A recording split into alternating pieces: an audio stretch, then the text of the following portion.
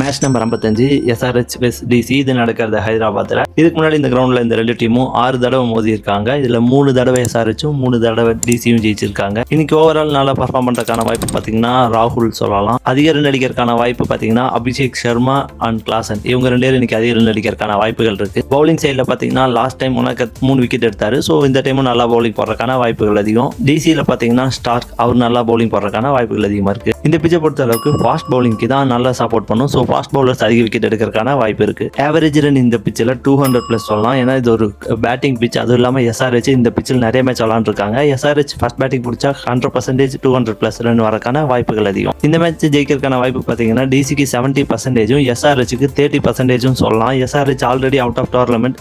So அவங்க ஜெயிக்கணும்லாம் இல்லை, இண்டிவிஜுவல் கேமுக்காக விளாடுவாங்க. DC பார்த்தீங்கன்னா ஜெயிக்கணும்னே விளாடுவாங்க. ஸோ DCக்கு 70%. இதே மாதிரி இன்ட்ரெஸ்டிங் வீடியோக்கு நம்ம 2T TV தமிழ் சேனலை மறக்காம சப்ஸ்கிரைப் பண்ணிக்கோங்க. அப்படியே அந்த பெல் ஐக்கனையும் கிளிக் பண்ணிக்கோங்க. தேங்க்யூ.